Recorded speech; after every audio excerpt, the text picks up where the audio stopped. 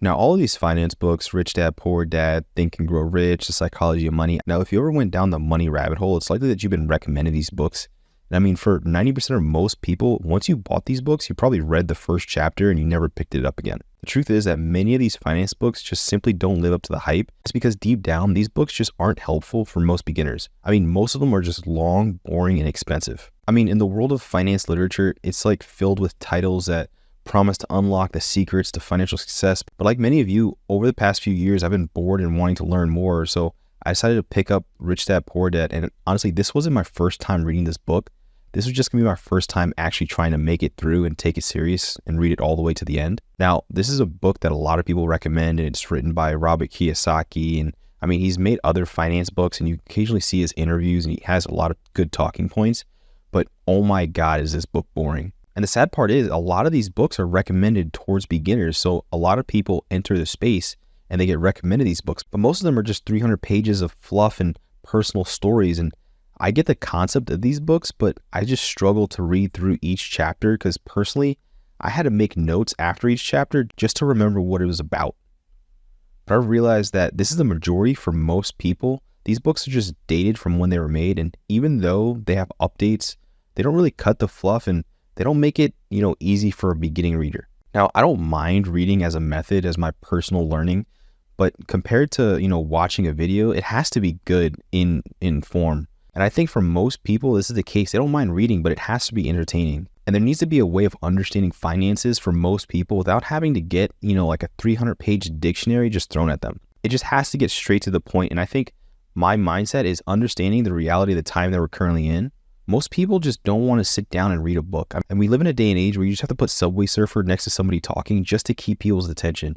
But it's because most people would just rather get a quick dopamine hit about what they like than take the time to potentially be bored and reading if given the chance. Now, over the past years, there was a wave of people that got introduced into finances, and it wasn't just from books or schools, but things like the Robinhood app and even TikTok videos. As much as you want to joke, there was a study that showed most people get financial advice from short form content.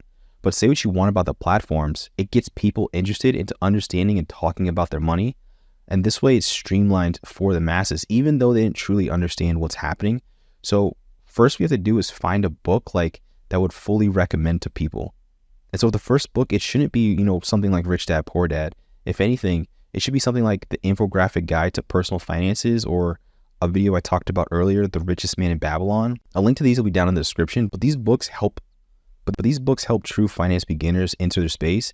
Now, these two books cover a majority of, introductory personal finance concepts. Now, here's my thought process for this. When you're learning, you don't want to be overwhelmed with, outdated books or over concepts or, just dictionary thrown at you. You shouldn't have to gamble your time and money just to risk learning an overall concept. And the Infographic Guide to Personal Finances covers almost everything you need to know, especially as a beginner into the finance space. And I mean, it covers it visually. Now, say what you want about picture books, but I think it's a mandatory way, especially, if you need a visual stimulant for learning something as finances. It's very boring. And as a beginner, you need something like this just to keep your attention, and it makes it sort of fun understanding the overall concepts. And books like these cover, a majority of the financial topics from, debt to how to even spend your tax return. And The Richest Man in Babylon is, a short book that gives you financial advice in the form of different stories. And it's, it takes place in like this fantasy format. So if you're into, sci-fi reading or something like that, and you get into this, finance space, this is going to be an easy read. And it's all, within 100 pages. So something like The Richest Man in Babylon can teach you, spend your money wisely and make sure you invest in yourself. And it can be finished, honestly, in like a day or two. I mean, you could read the audiobook in like a few hours. Now, don't get me wrong, these books are still dated to when they were created, but these are just help cover, 90%, especially for someone who's just getting into the space, for an easy, digestible format. And honestly, since these books are lesser known, you could probably find a physical copy for super cheap. I found the Info Guide to Personal Finance at a yard sale. Someone was selling it for $1, and that's how I found out about it. And I was like, this had so much information. Now, because that's another hurdle that most people don't want to talk about, is that they don't want to spend money just to get a collective of books that honestly everyone knows they're not going to read or they're not interested in. So these two books are short and to the point, and I mean, I think that's the best part about it. When I mean a beginner, you should understand that most people just honestly don't want to read. So when we find ways to streamline the process for the masses, I mean, think students, right? someone has a full-time job or someone with a family, they have other things to worry about. So I'm sure that, reading a book is the last thing that honestly they even want to get into. So you have to streamline it for them.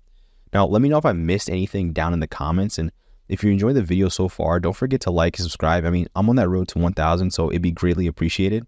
But with the digital age that we're in, I think, as content creators, we have to find a way in removing hurdles for the masses, especially if we're entering in the education space and talking about topics. Because right now, there's a competition between social media and external sources. And this often leads to misconceptions, which, easy, get quick schemes on the internet that people fall for. So building financial literacy is honestly key. Now, this isn't to say that, mainstream financial books won't help. There's so much that you can learn from them. It's just that everyone has a different learning method. I just hate the term beginner friendly is often thrown at these recommended books because some people would just rather read books and others would like to just watch videos on how to get rich. And unfortunately, that's the trap. But at the end of the day, the only important thing is that you get the information with the correct context. Like in this video where I talked on why Americans are effectively stuck living in this loop, living paycheck to paycheck. So feel free to check that out.